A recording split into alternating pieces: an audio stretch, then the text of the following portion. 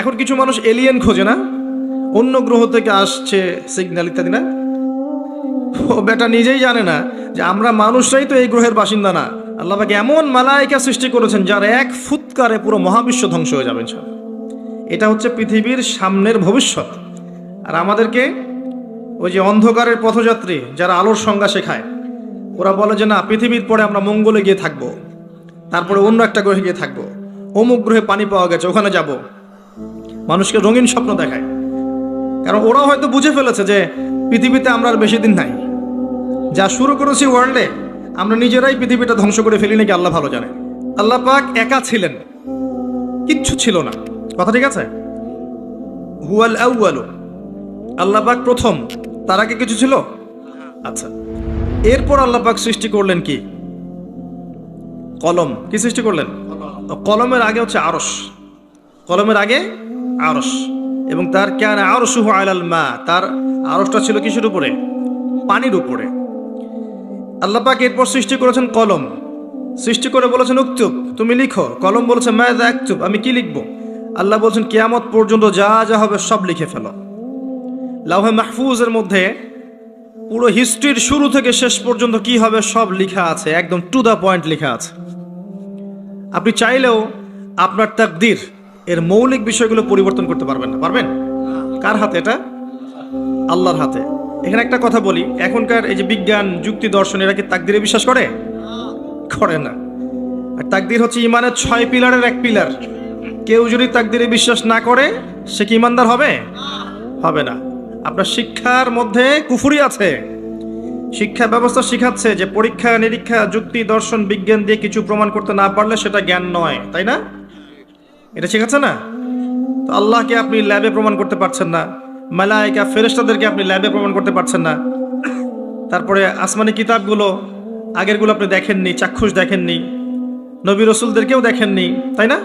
পরকালের যে আপনার কবরের আযাব, ইল্লিন, সিজ্জিন, যে মিজান, যে পুলসিরাত, জান্নাত জাহান্নাম দেখেছেন? এগুলোকে ল্যাবে প্রমাণ করতে পারবেন? এই যে তাকদীর, ভাগ্য, ল্যাবরেটরিতে বসে প্রমাণ করা যাবে? তো তাদের মতে পরীক্ষা নিরীক্ষা, পর্যবেক্ষণের মাধ্যমে প্রমাণ না করতে পারলে সেটার গ্রহণযোগ্যতা নেই। আমাদের ইমানের যে মূলনীতি, এগুলো আল্লাহ, কিতাব, আসমানি কিতাব, রসুলগণ, পরকাল, মালায়েকা, এই যে 6টা পিলার তাকদীর, প্রত্যেকটাই কিন্তু গায়েবে বিশ্বাস, অদৃশ্যে বিশ্বাস। দেখি নাই আল্লাহকে, বিশ্বাস করি, করি না? আর মালায়েকা দেখি নাই, বিশ্বাস করি না? জিনকে দেখেছেন? বিশ্বাস করেন না? রূহ বা আত্মাকে দেখেছেন? বিশ্বাস করেন না? কবরের আযাব, জান্নাত, জাহান্নাম, মিজান, পুলসিরাত, এগুলো বিশ্বাস করেন না? এগুলো যেগুলো আমরা বিশ্বাস করি সেগুলো সব গায়েব না, অদৃশ্য নয়? আলিফ লাম মিম যালিকাল কিতাব লা রাইবা ফি হুদাল লিল মুত্তাকিন আল্লাযীনা ইউমিনুনা বিল গায়ব। এই যে যারা গায়েবের প্রতি বিশ্বাস করে তারাই তো মুত্তাকি, তাই নয় কি? আর এই বইটা মুত্তাকিদের জন্য। তো মুত্তাকি হতে হলে, ইমানদার হতে হলে আমাকে গায়েবে বিশ্বাস করতে হচ্ছে। আর তারা বলছে গায়েবে বিশ্বাস করলে আপনি মৌলবাদী। কথা বুঝতে পারছেন এবার? যেহেতু এগুলো মৌলিক বিষয়, ফান্ডামেন্টাল বিষয়, যেগুলো আপনি পরীক্ষা নিরীক্ষা, যুক্তি, দর্শন দিয়ে প্রমাণ করতে পারছেন না, তারপরেও বিশ্বাস করছেন, তাহলে আপনি একজন মৌলবাদী তাদের মতে। এই হলো একটা সংজ্ঞা ওদের। আর আমরা বলছি যে আমরা যতক্ষণ পর্যন্ত এই 6টা পিলারে বিশ্বাস করছি না, ততক্ষণ মুমিনই হতে পারছি না, মুসলিমও হতে পারছি না। মুত্তাকি, মুহসিন হওয়া তো অনেক দূরের কথা। তাই একজন ফান্ডামেন্টালিস্ট না হলে আমি পরিপূর্ণ মুসলিমই হতে পারবো না। তাই প্রত্যেকটা মুসলিমকে মৌলবাদী হতেই হচ্ছে, তাই নয় কি? তো এই শব্দটা ভালো না খারাপ? ভালো শব্দ, ভালো শব্দ অবশ্যই। কারণ ফান্ডামেন্টাল বিষয়গুলোতে বিশ্বাস না করলে আমি তো মুসলিমই হতে পারবো না। তাদের বিষয়গুলো একটা সমস্যায় ভোগে, সেটা হচ্ছে যে জ্ঞান আল্লাহর পক্ষ থেকে এসেছে এটা তারা বিশ্বাস করতে চায় না। জ্ঞান যে আল্লাহর পক্ষ থেকে এসেছে এটা তারা বিশ্বাস করতে চায় না। আমরা কোরআনে দেখছি আল্লাহ পাক বলছেন ওয়াআল্লামা আদামাল আসমাআ কুল্লাহা, আর আল্লাহ পাক আদম আলাইহিস সালামকে সমস্ত নাম শিক্ষা দিয়েছেন। আদম আলাইহিস সালাম জানতেন না? জানতেন? জানতেন না। ওয়াআল্লামাল ইনসানা মা লাম ইয়ালাম, মানুষকে সেই জ্ঞান শিক্ষা দিয়েছেন যা মানুষ জানতো না। আদম, তুমি বলে দাও নামগুলো কি, তিনি বলে দিলেন। মালায়েকাদেরকে বললেন বলো নামগুলো কি, তিনি বলতে পারলেন না। তারা বলতে পারলেন না, লা ইলমা লানা ইল্লা মা আল্লামতানা, আমাদের সেই জ্ঞান নাই, যতটুকু আপনি শিখিয়েছেন অতটুকু জানি। তার মানে বুঝতে পারলাম জ্ঞান কার কাছ থেকে আসে। সূরা কাহফ পরের 29 নম্বর আয়াতে আল্লাহ পাক বলেছেন, ওয়াকুলিল হাক্কু মির রাব্বিকুম, হক সত্য মিথ্যার মানদণ্ড কার পক্ষ থেকে আসে। ফালা তাকুনান্না মিনাল মুমতারিন, সূরা বাকারায় আছে, সন্দেহবাদীদের অন্তর্ভুক্ত হয়েও না। আল হাক্কু মির রাব্বিক, তো আমাদের সংজ্ঞা হচ্ছে জ্ঞান, সত্য মিথ্যার মানদণ্ড, ন্যায় অন্যায়ের মানদণ্ড, ভালো মন্দের মানদণ্ড কার পক্ষ থেকে আসে? আল্লাহর পক্ষ থেকে আসে। এটা অবনত চিত্তে, বিনা যুক্তি, বিনা তর্ক, বিনা বিজ্ঞানে মেনে নেওয়ার নামই হচ্ছে ইসলাম। এখানে যুক্তি, বিজ্ঞান, দর্শন পরের সাবজেক্ট, আগে আত্মসমর্পণ, তার নাম ইসলাম। ইয ক্বালা লাহু রাব্বুহু আসলিম, যখন ইব্রাহিমকে তার রব বলেছিলেন, যখনই বলেছেন আত্মসমর্পণ করো, ক্বালা আসলামতু লিরাব্বিল আলামিন, তিনি সাথে সাথে বলেছেন আমি এই জগৎ সমূহের রবের কাছে আত্মসমর্পণ করলাম। ইব্রাহিম, তোমার সন্তান এবং স্ত্রীকে রেখে আসো ওই মরুভূমিতে।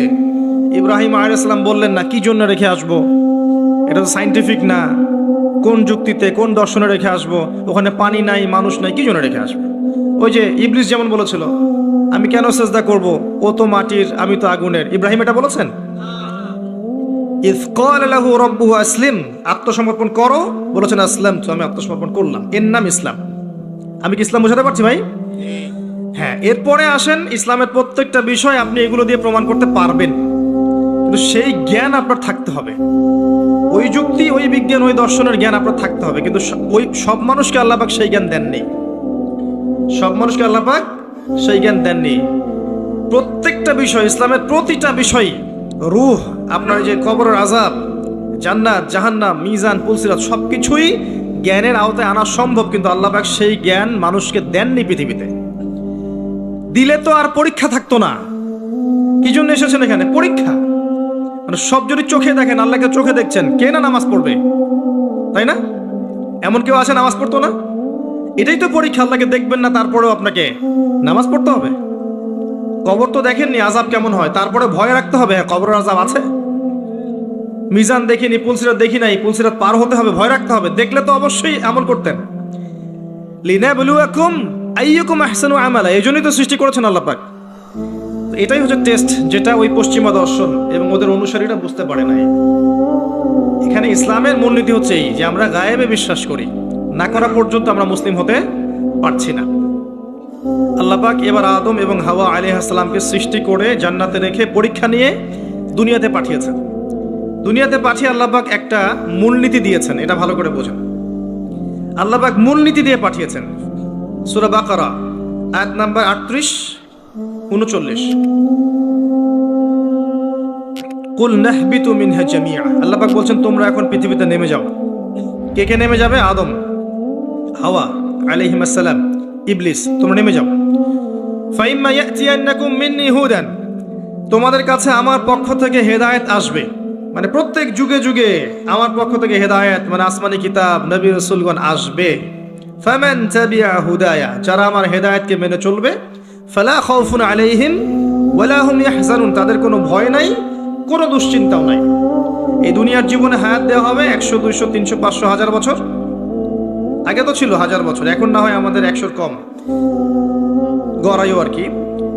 তো এই সময়টুকুতে তোমাদের কাছে হেদায়েত আসবে, আসমানি কিতাব আসবে, নবী রাসূলগণ আসবেন। যদি নবী রাসূল না থাকেন, উলামায়ে কেরামের মুখ থেকে হক শুনবে, আল্লাহ কিতাব থাকবে, হেদায়েত পৌঁছে যাবে। এরপর ফামান তাবিআ হুদায়া, যারা আমার হেদায়েতকে মেনে চলবে, ফালা খাউফুন আলাইহিম ওয়ালা হুম ইয়াহজানুন, কোনো টেনশন নাই, কোনো দুশ্চিন্তা নাই, আবার সেই জান্নাতে ফিরে আসবে ইনশাআল্লাহ যেখান থেকে চলে গেছো। ঠিক আছে? এখানে একটা কথা মনে পড়লো, বলে দেই। এখন কিছু মানুষ এলিয়েন খোঁজে না, অন্য গ্রহ থেকে আসছে সিগন্যাল ইত্যাদি, না? ও বেটা নিজেই জানে না যে আমরা মানুষরাই তো এই গ্রহের বাসিন্দা না, তাই না? আমরা তো এই গ্রহের বাসিন্দা ছিলাম না, ছিলাম। আমাদের পিতা ছিলেন, মা ছিলেন জান্নাতে, অন্য জায়গা থেকে আমরা এই পৃথিবীতে এসেছি, তাই নয় কি? আর ওদের ফিলোসফি হচ্ছে মানুষ বাদর থেকে হয়েছে, নাউজুবিল্লাহ। হ্যাঁ, তারা হতে পারে বাদর থেকে মানুষ, আমরা হইনি। বরং কোরআনে আল্লাহ পাক উল্টা কথা বলেছেন, সূরা আরাফের মধ্যে সম্ভবত আছে। ওই যে শনিবারের ঘটনা, শনিবারে মাছ ধরার ঘটনা মনে আছে? শনিবারে আল্লাহ পাক মাছ ধরতে নিষেধ করলেন, কিছু মানুষ মাছ ধরলো না, কিন্তু টেকনিক খাটালো, মাছগুলোকে আটকে রাখলো। এই অপরাধের কারণে আল্লাহ পাক কি করেছেন? ওদেরকে বানর বানিয়ে দিয়েছেন। তাহলে মানুষ থেকে বানর হয়েছে প্রমাণ আছে, বাদর থেকে মানুষের কোনো প্রমাণ নাই। এখনকার ডারউইনের তত্ত্ব আপনারা হজম করছেন, লিখছেন পরীক্ষার খাতায়, মাশাআল্লাহ। এগুলো কুফরি মতবাদ। কি মতবাদ? যখন আপনি এটা বিশ্বাস করছেন, তাহলে আপনি আদম আলাইহিস সালামের অস্তিত্বকে অস্বীকার করছেন, তাই নয় কি? যদি আপনি বিশ্বাস করেন যে আসলে বাদর থেকে মানুষ হয়েছে, তাহলে আদম আলাইহিস সালাম কি, তাকে কি আল্লাহ কি থেকে সৃষ্টি করেছেন? অন্য কোনো প্রাণী থেকে? কখনোই না। তাকে আল্লাহ পাক নিজের হাতে আল্লাহ পাক মাটি থেকে, কাদামাটি থেকে সৃষ্টি করেছেন। আল্লাহ পাক বলেননি মিনহা খালাকনাকুম ওয়া ফিহা নুঈদুকুম, বলেননি ওয়া মিনহা নুখরিজুকুম তারাতান উখরা, তোমাদেরকে এই মাটি থেকে সৃষ্টি করেছি, আবার সেখানেই ফিরিয়ে নিব, এখান থেকে আবার পুনরুত্থিত করব, তাই না? যেভাবে প্রথমবার করেছিলাম। তো খেয়াল রাখবেন, পড়াশোনা করতে গিয়ে যেন কুফরি না হয়ে যায়। তো এই একটা আয়াত আল্লাহ পাক বললেন তোমরা নেমে যাও, কিন্তু হেদায়েত আসবে, যারা হেদায়েত মেনে চলবে তারা আবার জান্নাতে ফিরে আসবে। তারপর আরেকটা আয়াত আছে 39, আল্লাহ পাক বলছেন ওয়াল্লাযীনা কাফারু, তবে যারা কুফরি করবে, ওয়া কাযযাবু বিআয়াতিনা, এবং আমার আয়াতগুলোকে মিথ্যা প্রতিপন্ন করবে, কাযযাবু মিথ্যা প্রতিপন্ন করবে, ফাউলাইকা আসহাবুন নার, তারা চিরস্থায়ী, তারা জাহান্নামের অধিবাসী হবে, হুম ফিহা খালিদুন, তারা সেখানে চিরস্থায়ী থাকবে। এটা কি জীবন দর্শন না? সহজ সরল জীবন দর্শন। আল্লাহর পক্ষ থেকে হেদায়েত আসবে, দুনিয়ার সময়টা লিমিটেড, এই সময়ে হেদায়েত আপনার কাছে আসবে, এটা আল্লাহর দায়িত্ব পৌঁছে দেয়া। এরপর যদি আপনি মেনে নেন, আপনি সেই জান্নাতে যাবেন ইনশাল্লাহ, যেখান থেকে এসেছেন ইনশাআল্লাহ। আর যদি আপনি না মানেন, অস্বীকার করেন, মিথ্যা প্রতিপন্ন করেন, তাহলে ওই ইবলিসের সাথেই, অহংকারী ইবলিসের সাথেই চিরস্থায়ী জাহান্নামে যেতে হবে। আমরা এখন কি চাই সেটা আমাদেরকে সিদ্ধান্ত নিতে হবে, তাই নয় কি? আল্লাহ পাক কি জোর করবেন? আল্লাহ পাক জোর করবেন না। কুলিল হাক্কু মির রাব্বিকুম ফামান শাআ ফালইউমিন, যার ইচ্ছা হয় সে ঈমান আনুক, ওয়া মান শাআ ফালইয়াকফুর, যার ইচ্ছা হয় অস্বীকার করুক। আল্লাহ দুনিয়াতে আযাব দিতে পারেন, বিপদ আপদে ফেলতে পারেন, শাস্তি দিতে পারেন, চিরস্থায়ী জাহান্নাম দুনিয়াতে দিবেন না, দিবেন? আল্লাহ ফিরে আসার সুযোগ দিবেন। আর আল্লাহ আরো বলেছেন ওয়া হাদাইনাহুন নাজদাইন, আমি দুইটা পথ দেখিয়ে দিয়েছি। অন্য সূরায় আল্লাহ পাক বলেছেন ইম্মা শাকিরা ওয়া ইম্মা কাফুরা, ইচ্ছা হলে তুমি কৃতজ্ঞ হও, ইচ্ছা হলে অকৃতজ্ঞ হও। লা ইকরাহা ফিদ্দিন, দিনে কোনো জবরদস্তি নেই, ঘাট ধরে কাউকে ইসলাম কবুল করাতে হবে না, হবে? আল্লাহ পাক চান্স দিয়েছেন এই সময়টুকুতে। এবার আসেন যে প্রত্যেক যুগে যুগে আল্লাহ পাক কি তার পক্ষ থেকে নবী রাসূল পাঠাননি? আসমানি কিতাব পাঠান নাই? নূহ আলাইহিস সালাম 950 বছর দাওয়াত দিয়েছেন, তার কাছে আল্লাহর কিতাব আসেনি? 950 বছর দাওয়াত দেওয়ার পরে কিছু মানুষ ইসলাম কবুল করেছে, কিছু বেশিরভাগ মানুষই করে নাই। যে বেশিরভাগ মানুষ করেনি, আল্লাহ পাক তাদেরকে ডুবিয়ে দিয়েছেন না? আর নূহ আলাইহিস সালামকে এবং তার সঙ্গী সাথী সহ নাজাত দিয়েছেন, উদ্ধার করেছেন, করেননি? একই সুন্নাহ। আদ জাতির কাছে যান, বড় বড় দেহের, যারা ঈমান এনেছে আল্লাহ পাক উদ্ধার করেছেন, ঈমান আনে নাই দুনিয়ায় দুনিয়াতেও লাঞ্ছিত করেছেন, পরকালেও চিরস্থায়ী জাহান্নামে পাঠাবেন। সামুদ জাতি, সালেহ আলাইহিস সালাম, একই কাহিনী। যারা ঈমান এনেছে আল্লাহ পাক উদ্ধার করেছেন, ঈমান আনে নাই ধ্বংস করে দিয়েছেন। কওমে মাদিয়ান, শুআয়ব আলাইহিস সালামের কওম, একই ঘটনা। ঈমান এনেছে উদ্ধার, ঈমান আনে নাই আল্লাহ পাক ভূমিকম্প দিয়ে ধ্বংস করেছেন। ফিরআউন, একই ঘটনা। দাওয়াত দেওয়া হয়েছে, মুজিজা দেখানো হয়েছে, বারবার সতর্ক করা হয়েছে, ফিরআউন শোনেনি, পাল্টা ধাওয়া করেছে, লোহিত সাগরে আল্লাহ পাক একত্রিত করেছেন, মুহূর্তে ডুবিয়ে দিয়েছেন, শেষ। আর মূসা আলাইহিস সালামকে উদ্ধার করেছেন। একটা কথা এখানে বলি, আল্লাহ পাক যেভাবে লোহিত সাগরে মূসা আলাইহিস সালামের বিপক্ষে এই যে ফেরাউন এবং তার অনুসারীদেরকে একত্রিত করেছিলেন, এবং একত্রিত করে আল্লাহ পাক সদল বলে ডুবিয়ে দিয়েছেন, ঠিক একই সুন্নাহ আল্লাহ পাক আবারও ভবিষ্যতে করবেন আরেকবার ইনশাআল্লাহ। হতাশ হবেন না, কষ্ট নেবেন না। বিষয়টা হচ্ছে যে আমরা আমাদের ঘুমন্ত অবস্থার কারণে এই পরিস্থিতি সৃষ্টি হয়েছে। আমাদের ঈমানের কমতির কারণে আমরা যে কোরআন সুন্নাহ থেকে দূরে সরে গেছি, আমল আকীদা আখলাক খারাপ হয়ে গেছে, হারামখোর হয়ে গেছি, জেনা, সুদ, ঘুষ, ব্যভিচার, পর্নোগ্রাফি, যাবতীয় বিষয়ে আসক্ত হয়ে গেছি। আল্লাহর পথ ছেড়ে দিয়ে আমরা যে শয়তানের পথে হেঁটেছি, এই সময়টুকুর মধ্যে ইসলামের দুশমনরা শক্তিশালী হয়ে গেছে। আল্লাহ পাক কি করবেন জানেন? এখন এই যে সময়টুকু দিয়েছেন আমাদেরকে, এই সময়টুকুর মধ্যে যদি আমরা দিনের জন্য কিছু না করি, ব্যক্তি পর্যায়ে, পারিবারিক পর্যায়ে, সোশ্যাল পর্যায়ে যদি না করি, আল্লাহ পাক আমাদেরকে সরিয়ে দিবেন আস্তে করে, দিয়ে ইস্তাবদিল কওমান গায়রাকুম, অন্য কওমকে আল্লাহ পাক হেদায়েত দিয়ে এই জায়গায় নিয়ে আসবেন। সুম্মা লা ইয়াকুনু আমসালাকুম, তারা তোমাদের মতো হবে না। আল্লাহ বলেছেন ইন্নাল্লাহা লা ইউগাইয়িরু মা বিকওমিন হাত্তা ইউগাইয়িরু মা বিআনফুসিহিম। আল্লাহ পাক একটা কওমের অবস্থা ততক্ষণ পরিবর্তন করেন না যতক্ষণ না ওরা নিজেদের অবস্থা পরিবর্তনের চেষ্টা করে। আমরা কি চেষ্টাটা করেছি বলেন দেখি এবার? কথা বললে তো মাইন্ড করে ফেলে। সত্যি কথা বলছি, আমাদের চেষ্টার ত্রুটি ছিল। অনেক বড় বড় ইস্যু আছে যেখানে আমরা চেষ্টা মোটেও করতে পারি নাই। আমরা ছোটখাটো বিষয় নিয়ে এত ব্যস্ত ছিলাম একে অন্যের সাথে মানে কাদা ছড়াছড়ি করতে, যে এই সুযোগে আমাদের শত্রুটা অনেক দূরে হেঁটে গেছে। এটা ক্যাচ করা এখন আমাদের জন্য অনেক কঠিন হয়ে গেছে। এখনো আমরা সেই একই কাজই করে যাচ্ছি। জি, এখন 2022-এ এসেও দেখবেন আমরা সেই একই কাজই করে যাচ্ছি। আর যারা চেষ্টা করেছিলেন সত্যিকার অর্থেই, তাদেরকে আমরা দিন দিন হারিয়ে ফেলেছি, তাদেরকে আমরা ডে বাই ডে হারিয়ে ফেলেছি। আল্লাহ পাক যেন নতুন প্রজন্ম সৃষ্টি করেন। আল্লাহ যাকে পছন্দ করেন আল্লাহ পাক যেন তাকে কবুল করেন। আল্লাহ যার মধ্যে খুলুসিয়াত দেখেন, সামর্থ্য দেখেন, যোগ্যতা দেখেন, ঈমান দেখেন, তাকওয়া দেখেন, আল্লাহ পাক তাকেই যেন কবুল করেন। তাদেরকে দিয়ে আল্লাহ পাক এমন একটা রেভলিউশন ক্রিয়েট করেন যাতে আগামী দিনগুলোতে মুসলিমরা অধঃপতনের হাত থেকে রক্ষা পায়, এবং কোরআন এবং হাদিসকে হাতে নিয়ে এই জালেম সভ্যতাকে চ্যালেঞ্জ করতে পারে, এবং আল্লাহর জমিন, আল্লাহর দিনের যে নূর, যে রব, আল্লাহর দিনের যে ফ্লেভার, যে আধ্যাত্মিকত্ব, যে পতাকার রং, এটা যেন আল্লাহ পাক প্রতিষ্ঠা করতে পারে, তৌফিক দান করেন আমিন। তো আমি বুঝাচ্ছিলাম যে প্রত্যেক যুগে একই সুন্নাহ। মুসা আলাইহিস সালাম এটা বুঝলেন। আসেন তারপরে আমাদের নবী মুহাম্মদ সাল্লাল্লাহু আলাইহি ওয়াসাল্লামের কাছে আসেন। এখান থেকে শেষ করছি আলোচনা দিকে আমি। মুহাম্মদ সাল্লাল্লাহু আলাইহি ওয়াসাল্লামের সময়ে আবু জেহেল, আবু লাহাব, উতবা, শাইবা, রাবিআ এরা ছিল না? কুরাইশ। মুহাম্মদ সাল্লাল্লাহু আলাইহি ওয়াসাল্লামকে বাধা পেতে হয়েছে প্রথমত নিজেদের লোক থেকেই, তাই না? নিজের ঘর, নিজের চাচা, নিজের বংশ। এটাই সুন্নাত ভাই, যে কবুলিয়াত যারা পাবে ওদেরকে ঘর থেকেই বাধা দেওয়া হয়। বিরোধী শক্তিরা পরে। আমরা কিন্তু দরুদে পড়ি আল্লাহুম্মা সাল্লি আলা মুহাম্মদ ওয়া আলা আলি মুহাম্মদ কামা সাল্লাইতা আলা ইব্রাহিম। কখনো কি চিন্তা করেছেন যে অন্য নবীদের নাম বাদ দিয়ে এখানে ইব্রাহিমের নাম কেন? ভেবেছেন কখনো? একটু দুইজনের জীবনী পড়ে দেখবেন, দুইজনের জীবনের মধ্যে অনেক মিল আছে। এমনকি আমাদের নবীজি বলেছেন সাল্লাল্লাহু আলাইহি ওয়াসাল্লাম, মেরাজের রাতে আমি যখন আল্লাহর সাথে দিদার সাক্ষাতে গিয়েছিলাম তখন আমি দেখেছি ইব্রাহিম আলাইহিস সালামকে, এবং আমার চেহারা ঠিক তার মতোই, তার চেহারা আমার মতোই, চেহারাতেও মিল আছে। ইসলামের ছেলে ইসমাইল, ইসমাইল আলাইহিস সালামের বংশ হচ্ছে আমাদের নবী মুহাম্মদ সাল্লাল্লাহু আলাইহি ওয়াসাল্লাম। দুজনের জীবনী পড়ে দেখবেন, দুজনের জীবনের মধ্যে প্রচুর মিল। নবী মুহাম্মদ সাল্লাল্লাহু আলাইহি ওয়াসাল্লামকে পরিবার থেকে বাধা পেতে হয়েছে, ইব্রাহিম আলাইহিস সালামকেও পেতে হয়েছে। নবী সাল্লাল্লাহু আলাইহি ওয়াসাল্লামকে ধর্ম নেতারা বাধা দিয়েছেন, ইব্রাহিম আলাইহিস সালামকেও দিয়েছেন। নবী সাল্লাল্লাহু আলাইহি ওয়াসাল্লামকে সমাজ থেকে তাড়িয়ে দেয়া হয়েছে, ইব্রাহিম আলাইহিস সালামকেও হিজরত করে চলে যেতে হয়েছে। নবী সাল্লাল্লাহু আলাইহি ওয়াসাল্লাম ওই যে মূর্তি ভাঙার মানুষ, তাই না?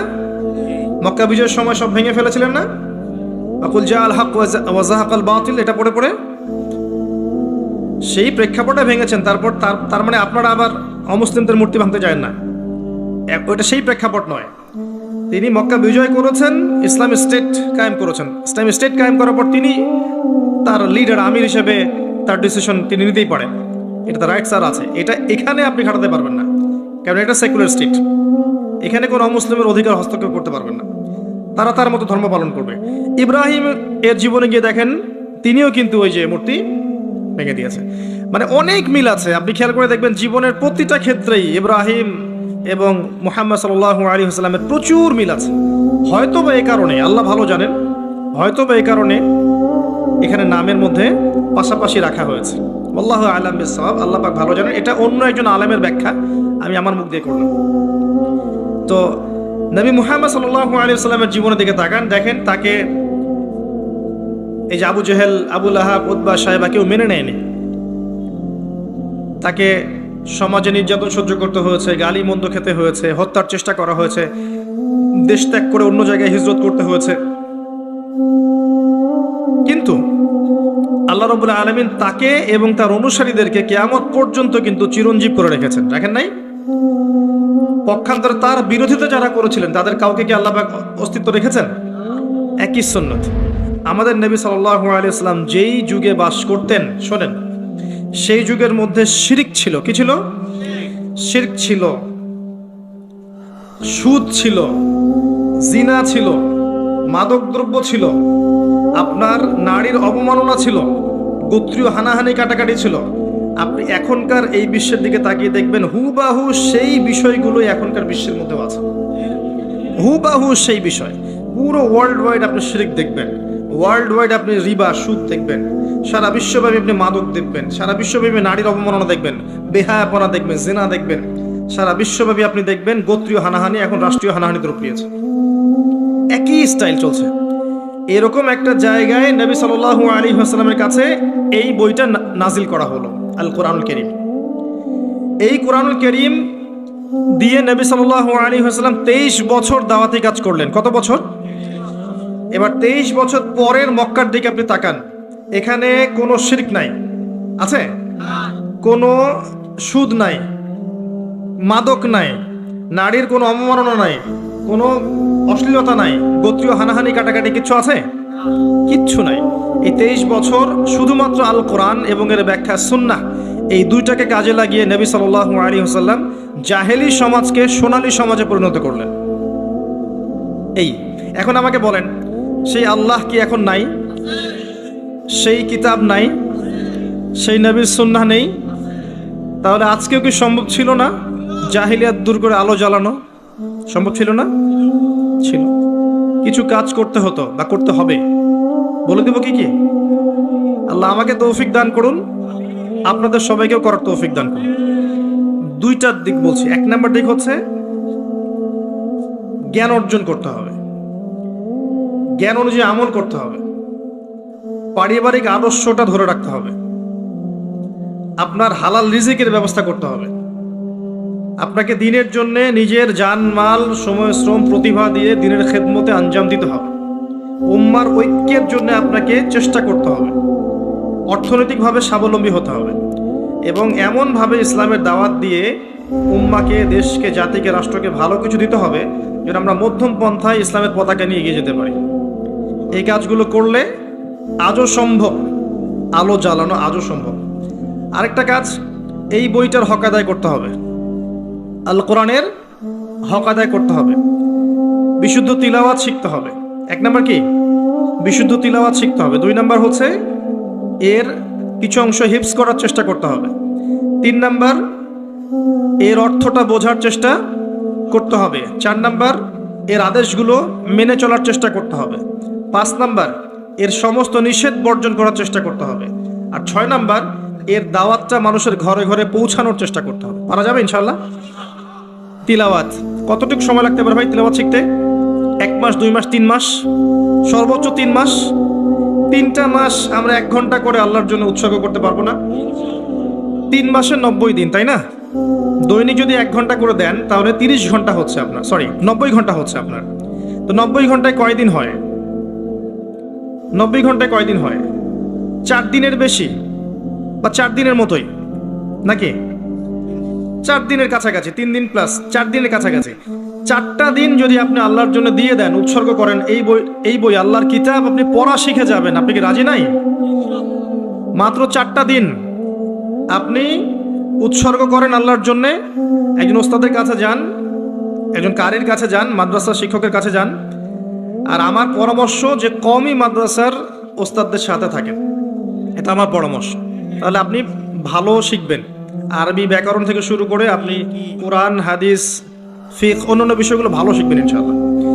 গিয়ে আপনি সুন্দর করে কোরআন পড়া শেখেন। পারবেন না ইনশাআল্লাহ ভাই? তিলাওয়াত শিখতে 3 মাস লাগে বলেছি। 3 মাসকে আপনি যদি 90 ঘন্টায় ভাগ করেন, দেখবেন আপনি আপনার জীবনের 4 দিন দিচ্ছেন মাত্র। 4 দিন কোনো আলেমের কাছে যান, মুয়াজ্জিন, ইমাম সাহেব, কওমি মাদ্রাসার শিক্ষক, তার কাছে গিয়ে পড়ে থাকেন, আপনি দেখবেন কোরআন শিখে ফেলেছেন ইনশাআল্লাহ। ডেইলি 1 ঘন্টা করে সময় দেওয়া যাবে না ভাই? যাবে না? 1 ঘন্টা আপনি টেলিভিশন বা ফেসবুক, ইউটিউবিং করে কিন্তু নষ্ট করেন। করেন না? 1 ঘন্টার চেয়ে বেশি করেন। আড্ডা মেরে গল্পগুজব করে, এই যে দোকানে চায়ের স্টলে বসে আমরা নষ্ট করি না। আমি যদি মারা যাই, এই মানুষগুলোর কেউই আমাকে মনে রাখবে না, যাদের জন্য আপনি এত কিছু করছেন। একটা সময় পর্যন্ত রাখতে পারে, এরপর আস্তে আস্তে মানুষের স্মৃতি থেকে কিন্তু আপনি ভুলে যাবেন। মানুষ কাদেরকে মনে রাখে? যারা পৃথিবীতে ভালো কিছু করে গেছে, এদেরকে মানুষ মনে রাখে, তাই না? আমরা যারা সাধারণ মানুষ, আমাদেরকে কি খুব বেশি মানুষ মনে রাখবে? ভাই, রাখবে না। যাদের জন্য আমরা সারা জীবন দিয়ে দিচ্ছি, যে বাড়ি গাড়ি টাকা করি ব্যাংক ব্যালেন্স এগুলো করছি, দেখা যাবে এগুলো করতে করতে আমাদের হায়াত শেষ, মৌতের 40 দিনের মধ্যে দেখবেন ভুলে গেছে, সম্পত্তি নিয়ে কারাকারি শুরু করে দিয়েছে, করে না? তো দুনিয়ার মানুষের স্বার্থ দেখে নিজের স্বার্থ নষ্ট করার কোনো মানে হয়? আমাদের স্বার্থ হচ্ছে কবর, তাই না? আর পরকালে কোরআন আমার সাথে যাবে না? যাবে না? কোরআন সুপারিশ করবে না? করবে ইনশাল্লাহ। অতএব কোরআনকে সময় দেন, স্মার্ট হয়ে যান। আপনি আপনার ভালো বোঝার শিখেন, কোরআন পড়েন, কোরআন তেলাওয়াত করা শেখেন। 3 মাস 4 মাস 5 মাস 6 মাস যত সময় লাগে লাগুক, আপনি শেখেন, পারা যাবে ইনশাল্লাহ।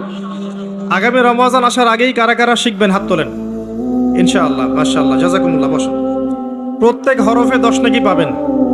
আলিফ লাম মিম বললে 30 নেকি পাবেন। কোরআনে সূরা ফাতিহা পড়বেন, এটা সকল রোগের শেফা। আয়াতুল কুরসি পড়বেন প্রত্যেক ফরজ সালাতের পর, সূরা বাকারার 255 নম্বর আয়াত, আয়াতুল কুরসি। মৃত্যু ছাড়া জান্নাতে যাওয়ার জন্য কোনো বাধা নাই সেই ব্যক্তির। রাতের বেলা সূরা মুলক পড়বেন, ওই ব্যক্তির কবরের আযাব ইনশাআল্লাহ আল্লাহ পাক মাফ করে দিবেন।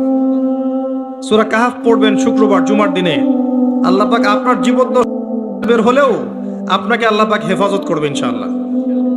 সূরা ইয়াসিন মুখস্থ করবেন, আর রহমান পড়বেন, সূরা বাকারার শেষের 2-3 আয়াত পড়বেন রাতের বেলা। সারা রাত ইবাদত করলে যে নেকি হয়, আপনি এখন সূরা বাকারার শেষের 3 আয়াত পরে ঘুমিয়ে যান, সেই নেকি পাবেন ইনশাআল্লাহ। সবই সহিহ হাদিসে এসেছে। সূরা ইখলাস পড়েন 3 বার বা 10 বার, সূরা ফালাক পড়েন 3 বার, নাস পড়েন 3 বার, দৃশ্য অদৃশ্যের সমস্ত ক্ষতি থেকে আপনি বেঁচে থাকবেন ইনশাআল্লাহ। সূরা কাফিরুন পড়েন ঘুমানোর সময়, আল্লাহ পাক আপনাকে শিরকের পাপ থেকে বাঁচিয়ে রাখবেন। এই ফজিলতগুলো কখন পাবো ভাই? যখন আমি কোরআন বিশুদ্ধ করে পড়তে জানবো, তখনই তো, নাকি? বিশুদ্ধ পড়তে না জানি, সারা জীবন ভুল পড়ে যাব, অর্থ বিকৃত হবে, আমার ইমানে জায়গা কুফরি হয়ে যেতে পারে। ঠিক আছে? কোরআনে এমন অনেক জায়গা আছে যেখানে মাখরাজের কারণে, অক্ষরের 19-20-এর কারণে এমন অর্থ পরিবর্তন হতে পারে যে ইমান এবং কুফরির প্রশ্ন চলে আসতে পারে। অতএব খুব ভালো করে কোরআন তেলাওয়াত করা শিখতে হবে এবং নিয়মিত কমপক্ষে 1 পারা করে কোরআন পড়ার চেষ্টা করবেন। পারা যাবে ইনশাআল্লাহ। ডেইলি 1 পারা মানে আপনার মাসে 30 পারা, মানে প্রতি মাসে আপনি 1টা খতম দিচ্ছেন, বছরে আপনি 12টা খতম দিচ্ছেন। পারা যাবে ইনশাআল্লাহ। আল্লাহ পাক তৌফিক দান করুন, আমিন। 1 পারা পড়তে খুব বেশি সময় লাগে না, সর্বোচ্চ আপনার যদি পড়ার ফ্লুয়েন্সি থাকে, আপনি আধা ঘন্টা 40 মিনিট লাগবে। একটু ধীরে পড়েন 1 ঘন্টা লাগবে। এই কাজটা করতে পারেন। আমার পরামর্শ হচ্ছে ফজরের নামাজের পরে। ফজরের নামাজটা পড়া হয়ে গেল, পড়ে আপনি এখন জিকির আজগার করছেন, তাসবিহ তাহলিল করছেন, করতে করতে করতে কোরআনটা নিয়ে বসলেন, বসে 1 পারা পড়ে ফেললেন। 1 পারা পড়তে পড়তে আপনার 1 পারার হক আদায় হয়েছে, দেখবেন সূর্য উঠে গেছে। সূর্য উঠে গেল, ইশরাকের সময় হয়ে গেল। তখন আপনি 2 রাকাত নামাজ পড়ে বাসায় ফিরে যান, 1টা কবুল হজ, 1টা কবুল ওমরার নেকি পাবেন ইনশাআল্লাহ। মনে করেন ঢাকা শহরের মানুষ, এখন আমি তো ঢাকার মানুষ হয়ে গেছি, জ্যামটা একটা কমন জিনিস না? জ্যামে বসে আছে আধা ঘন্টা 1 ঘন্টা বসে আছে। এই যে ফোন আছে, আপনি ফোনে অ্যাপস আছে না, অ্যাপস বের করেন, 10টা পৃষ্ঠা পড়ে ফেলতে পারবেন না?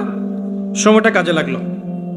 সময় কাজে লাগাতে হবে, টাইম ভাগ করে করে স্মার্ট হতে হবে, টাইমটা কাজে লাগাতে হবে। মনে করেন আপনি শীতের বেলা ব্যাডমিন্টন খেলছেন, কথার কথা খেলেন তো নাকি, বা ফুটবল খেলছেন, বা যুবকরা অনেক সময় অনেক খেলাধুলা করে। ওই সময়টুকুর মধ্যেও কিন্তু আপনি সুবহানাল্লাহ পড়তেই থাকতে পারেন, মনে মনে, পারেন না? আলহামদুলিল্লাহ পড়তে থাকতে পারেন, আল্লাহু আকবার পড়তে থাকতে পারেন। মানে আপনি একটা কাজ করছেন, আরেকটা কাজ করতেছেন মনে মনে। এটাকে বলে যে প্রোডাক্টিভ মুসলিম, মানে আপনি আপনার সময়টাকে মূল্যায়ন করছেন। একই সাথে কয়েকটা কাজ করতে শিখতে হবে। একই সাথে কয়েকটা কাজ। আপনি হাঁটছেন, বাইক চালাচ্ছেন, বাইক চালাতে চালাতে আপনি পড়ছেন লা ইলাহা ইল্লাল্লাহু ওয়াহদাহু লা শারীকা লাহু লাহুল মুলকু ওয়া লাহুল হামদু ওয়া হুয়া আলা কুল্লি শাইইন কাদির। পারা যায় না? ড্রাইভ করছেন, সুবহানাল্লাহ, আলহামদুলিল্লাহ, লা ইলাহা ইল্লাল্লাহ, আল্লাহু আকবার, পড়া যায় না? একটা কাজ করতে গিয়ে আরো অনেকগুলো কাজ করা যায়। এই যে জিকিরের মধ্যে সবসময় আছেন, সবসময় জিকিরের মধ্যে যারা থাকবে, এদের যে কি ফজিলত আছে পরকালে, এটা বোঝানোর মতো ভাষা নাই আমার কাছে। এরা আল্লাহওয়ালা হয়ে যাবে এবং এদের মুখ থেকে দেখবেন, মৌতের সময় দেখবেন মুখ থেকে লা ইলাহা ইল্লাল্লাহ কালিমা ঠিকই বের হয়ে গেছে ইনশাআল্লাহ। তো একজন সাহাবী এসে জিজ্ঞাসা করেছিলেন, আমাকে একটা আমল বলে দেন ইয়া রাসূলুল্লাহ, আমি একটা আমল ধরে রাখবো। তিনি বললেন, তোমার জিহ্বাকে সবসময় আল্লাহর জিকিরে সিক্ত করে রাখো। তো একটা কাজ করতে গিয়ে অনেক জিকির করা যায়, আমি এটা বলতে গিয়ে আসলাম, সময়কে কাজে লাগান। এক পারা করে পড়া সম্ভব প্রতিদিন? সম্ভব না? আল্লাহ পাক সবাইকে তৌফিক দান করুন, সবার আগে আমাকে তৌফিক দান করুন। অর্থ বোঝেন আর নাই বোঝেন, তেলাওয়াত করেন, কারণ সবাই অর্থ বুঝতে পারবে না, এটা সবার পক্ষে সম্ভব নয়। কিন্তু অর্থ বোঝেন আর নাই বোঝেন, আপনাকে তেলাওয়াতটা শিখতে হবে এবং করতে হবে নিয়মিত এক পারা করে। যারা গবেষণা করতে চায় কোরআন, গবেষণার প্রথম শর্ত হচ্ছে আগে নিয়মিত তেলাওয়াত করা। নিয়মিত তেলাওয়াত করতে করতে করতে করতে আয়াতগুলো পরিচিত হয়ে যাবে আপনার কাছে। আয়াতগুলো যখন পরিচিত হবে তখন দেখবেন আপনার পড়তে কম সময় লাগছে এবং খুব দ্রুত আপনি ফজিলতপূর্ণ আয়াতগুলো, সূরাগুলো পড়তে পারছেন। আর বিশ্বাস করেন, কোরআন তেলাওয়াত করার পরে যদি আপনি জেনারেল সাবজেক্টগুলো পড়তে বসেন, সায়েন্সের, আর্টসের, কমার্সের, আপনার মেমোরি শার্প হবে ইনশাআল্লাহ। আপনার পড়ায় কোনো ক্ষতি হবে না। গার্ডিয়ানরা মনে করে যে কোরআন 1 ঘন্টা পড়লে মনে হয় আমার ছেলে পিছায় পড়বে, জি না, বরং তার মেমোরি আরও শার্প হবে। এবং যে যত বেশি কোরআন তেলাওয়াত করে তার মাথায় মানসিক চাপ নেওয়ার ক্ষমতা অত বাড়তে থাকে। মাথায় আপনি বেশি কোরআন পড়তে থাকেন, আপনি একসাথে মাথায় অনেক চাপ নিতে পারবেন। এটা খেয়াল করে দেখবেন, পড়া শুরু করেন, দেখবেন আপনি মাথায় অনেক চাপ নিতে পারছেন, মানসিকভাবে সুস্থ আছেন এবং ফ্রেশ আছেন। আরেকটা কথা বলি, জানি আমার এই কথাটা গডলেস ওয়ার্ল্ড বলতে বোঝাচ্ছি যে আল্লাহীন এই সভ্যতা। আমি আল্লাহ মানে গড বলিনি, ওদের ভাষায় বলেছি, ওরা একটা গডলেস ওয়ার্ল্ড, আল্লাহীন একটা সভ্যতা। আল্লাহ বিশ্বাস করে, ঈশ্বরে বিশ্বাস করে না। আল্লাহর নাম কিন্তু গড বা ঈশ্বর নয়, আল্লাহর নাম আল্লাহ। ওদেরকে বুঝাতে গিয়ে শব্দটা বললাম আমি, ওরা এই কথাটা বিশ্বাস করবে না আমার যেটা আমি এখন বলতে যাচ্ছি, কিন্তু আল্লাহ পাক কোরআনে সেটা বলেছেন। আপনার কাছে মনে হবে যে যত রোগ ব্যাধি, বিপদ আপদ, বালা মুসিবত আছে, রোগ ব্যাধির কথাই ধরেন, এগুলোর শুধু চিকিৎসা দিয়ে শেফা হয়, আপনার কাছে এটা মনে হতে পারে। কোরআনে আল্লাহ পাক বলেছেন কোরআনও শেফা। কোরআন যারা বেশি বেশি তেলাওয়াত করে, এই তেলাওয়াতের বরকতে আল্লাহর ইচ্ছায় সে আরোগ্য লাভ করতে পারে। অনেকে বলতে পারে এটা আনসাইন্টিফিক কথা, তাদের দৃষ্টিতে না, তারা তো চাক্ষুষ ছাড়া বিশ্বাস করবে না, তাই না? আল্লাহ পাক কোরআনে বলেছেন ওয়া নুনাজ্জিলু মিনাল কোরআন মা হুয়া শিফাউ ওয়া রাহমাতুল লিল মুমিনিন। আমি কোরআন নাজিল করেছি, এই কোরআনের মধ্যে মুমিনদের জন্য শেফা আছে, আরোগ্য আছে, দেহের আরোগ্য, মনের আরোগ্য আছে, আত্মার রোগের শেফা আছে, এখানে দেহের শেফা আছে। আরেকটা আয়াত বলতে যাচ্ছি, সূরা বানু ইসরাইল। আপনি খেয়াল করে দেখবেন, যারা কোরআন তেলাওয়াত খুব বেশি বেশি করে অনেক ধরনের বিপদ আপদ, বালা মুসিবত, রোগ ব্যাধি থেকে আল্লাহ পাক হেফাজত করে রাখেন তাদেরকে। এটা তারা বুঝতে পারে, আপনি বুঝতে পারবেন না। আল্লাহ সূরা বানি ইসরাইলের মধ্যে বলেছেন, আল্লাহ বলেছেন যে ওয়াইদা ক্বরা'তাল কুরআন, হে নবী যখন তুমি কোরআন তেলাওয়াত করবে বা করো, জাআলনা বাইনাকা ওয়া বাইনাল্লাযীনা লা ইউমিনুনা বিল আখিরাহ হিজাবাম মাসতুরা। যখন তুমি কোরআন পড়বে, নিয়মিত আপনি কোরআন পড়বেন, কোরআনের সাথে থাকবেন, তখন হে নবী আপনার মাঝে এবং তাদের মাঝে যারা আল্লাহ বিশ্বাস করে না, পরকালে বিশ্বাস করে না, ওই যে গডলেস ওয়ার্ল্ড, ওদের মাঝে আমি একটা অদৃশ্য নিরাপত্তার পর্দা বসিয়ে দিব, ওখান থেকে কোনো ক্ষতি আপনার কাছে আসতে পারবে না। এটা কোরআনের আয়াত। এবার শোনেন, ওয়ার্ল্ডের যত ফিতনা, যত ফাসাদগুলো আছে, এর শেকড় হচ্ছে ওই সভ্যতাগুলো। ঠিক আসছে, ওই দিক থেকে আসছে। গ্লোবাল মাদক কোত্থেকে আসছে? সারা ইউনিভার্সাল সুদ, রিবা কোত্থেকে আসছে? ইউনিভার্সাল শিরিক কোত্থেকে আসছে? আল্লাহর এই কোরআনের লস, ফান্ডামেন্টাল সব বাদ দিয়ে সব মানব রচিত কোত্থেকে আসছে? ওই দিক থেকেই সব এদিকে সাপ্লাই করা হয়েছে। যখন আপনি কোরআন পড়বেন, আমি ওই সভ্যতা যারা আল্লাহ এবং তার পরকালে বিশ্বাস করে না, আপনার এবং তাদের মাঝে একটা পর্দা বসিয়ে দিব, ওখান থেকে কোনো ক্ষতি আপনাকে স্পর্শ করতে পারবে না। বলে দেই, যত ভাইরাসগুলো আছে না, ওখান থেকেই এসেছে, ওদিক থেকে আসছে না। কোরআন বেশি বেশি পড়েন, আল্লাহ পাক আপনাকে ভাইরাস থেকে বাঁচাবে ইনশাআল্লাহ। স্বাস্থ্যবিধি অবশ্যই মেনে চলবেন, আমি কখনো বলিনি এটা মানবেন না, অবশ্যই মেনে চলেন, মাস্ক পরেন, স্যানিটাইজার ইউজ করেন, আপনি ভ্যাকসিন নিচ্ছেন, হোয়াট এভার আপনি যা করছেন করেন, কোরআন ছাড়বেন না। কোরআন আগে, আল্লাহ বলেছেন কোরআন এগুলো থেকে আপনাকে বাঁচাবে ইনশাআল্লাহ। আপনি সচেতন থাকবেন, সুস্থ থাকবেন, পরিষ্কার পরিচ্ছন্ন থাকবেন, সব ঠিক আছে, কোরআনকে সময় দিবেন, এই দুইটা মিলে দেখবেন আপনি প্রোটেক্টেড ইনশাআল্লাহ। কারণ আমাদেরকে বিশ্বাসও করতে হবে, কাজও করতে হবে, তাই না? বিশ্বাসটা আমাদের কোরআন, আর আমাদের প্রোটেকশনটা এটা, প্রোটেকশন নিব। যুদ্ধ করতে গেছি, ঢাল তলোয়ার লাগবে না, খালি হাতে চলে যাবে নাকি? ঢাল তলোয়ার হচ্ছে আমার কোরআন, আর আপনি প্রোটেকশন নিয়েছেন, ঠিক আছে, দুটোই ঠিক আছে, কিন্তু কোরআনকে ছেড়ে দিয়ে নয়। যারা কোরআনকে বাদ দিয়ে শুধু বস্তুবাদিতার দিকে ধাবিত করতে চায়, এরা এক প্রকার অন্ধ জাতি, এদের ভিতরে কোনো ইন্টারনাল লাইট নেই। তো কোরআন বেশি করে তেলাওয়াত করেন, দিনে এক পারা তেলাওয়াত করার চেষ্টা করেন, আল্লাহ পাক তৌফিক ইনায়াত করুন, আমিন। এইটা প্রথম কাজ ছিল, নবী সাল্লাল্লাহু আলাইহি ওয়াসাল্লাম সাহাবায়ে কেরামদেরকে শিখিয়েছেন।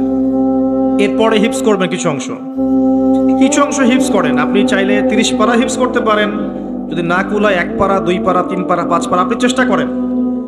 আপনার ছেলে মেয়েদেরকে হিফজখানায় পাঠান, হাফেজ বানান। তবে একটা কথা, এমন যেন না হয় যে তারা তাদের পুরো জীবনে শুধু কোরআন মুখস্থ করেই থেমে গেছে, সামনে কোরআনের অর্থটা বুঝতে পারে নাই, এমনটা যেন না হয়। কারণ শুধুমাত্র এইটুকু মুখস্থ করে যদি সে সারা জীবন কাটিয়ে দেয়, তাহলে নিঃসন্দেহে কোরআনের হকটা কিন্তু আদায় হয়নি। অর্থ কিন্তু বোঝা উচিত ছিল না? তো তাদেরকে হিফজ করান, হাফেজ বানান। আমি কখনো বলিনি যে এই বাচ্চাদেরকে হিফজ করানো যাবে না বা হিফজখানাতেই অর্থ শেখাতে হবে, কথাটাকে ঘুরিয়ে একটা অর্থ নিয়েছে। ওই যে বললাম, আমি যেমন আমার স্বামীও তেমন, তো নিয়েছে যে হ্যাঁ, তাহলে তার স্বামীও স্ত্রী, তার স্বামীও একজন মহিলা, আমি যেমন আমার স্বামীও তেমন। হিফজ করবে, সে হিফজ করবে, হিফজ করার বয়সে সে হিফজ করবে। এরপর যখন সে ম্যাচিউরড হবে, সে অ্যারাবিক ল্যাঙ্গুয়েজ শিখবে, আরো বড় ক্লাসে যাবে, আরো বড় বড় কিতাব শিখবে, একটা পর্যায়ে কোরআনের তাফসীরগুলো পড়বে। সে যেন তার পুরো এই মাদ্রাসা সিলেবাসে কোরআনের অর্থটা বুঝে বের হয়ে যায়। এমন যেন না হয় যে সারাটা জীবন চলে গেল শুধু হিফজ করেই সে বসে আছে। আমি এটা বুঝাতে চেয়েছি যে শুধুমাত্র হিফজ করেই যেন সে ক্ষান্ত না হয়, সে যেন আরো পরবর্তীতে পড়াশোনাগুলো করতে পারে। এই কথার উদ্দেশ্য এটা ছিল না যে আপনার হিফজ করা খারাপ, হিফজ করা যাবে না, বা হিফজ করলে আপনি ঝরে পড়ছেন, পিছিয়ে পড়ছেন, এরকম কথা কখনো বলা হয়নি। আমি তো নিজেও আগে হিফজ করেছি।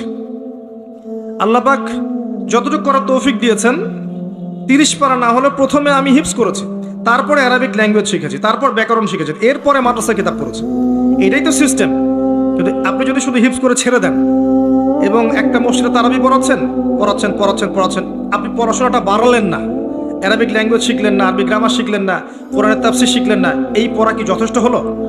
আর সামান্য ইস্যু পেলেই ইস্যু পাগল না হয়ে আমাদেরকে বাস্তববাদী হওয়ার তৌফিক দান করুন, এবং আপসে কাদা ছোড়াছড়ি মনোভাব ত্যাগ করার তৌফিক দান করুন, আমিন। হিফজ করেন।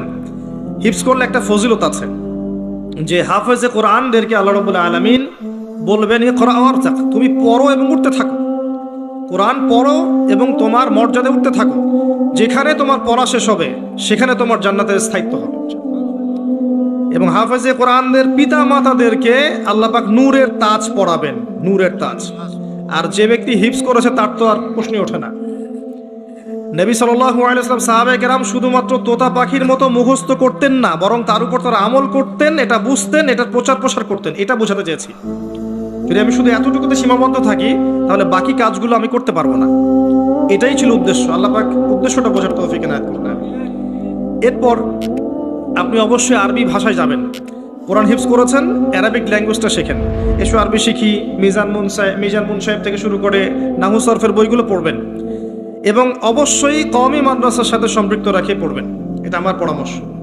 যে মাদ্রাসাতেই অ্যারাবিক ভালো পড়ানো হয় সেখানেই যান। তবে কওমি মাদ্রাসার যে কাঠামোটা আছে দীর্ঘদিন থেকে বাংলাদেশে প্রতিষ্ঠিত, এই প্যাটার্নটা অনেক বেশি ডেভেলপড এবং অনেক বেশি অ্যারাবিকের ক্ষেত্রে মানে প্রোগ্রেসিভ, তারা এগিয়ে গেছে অনেক। তো এই জায়গায় আপনি যদি সময় দেন, 5 বছর 4 বছর সময় দেন, আপনি আরবি ভালো শিখবেন ইনশাআল্লাহ।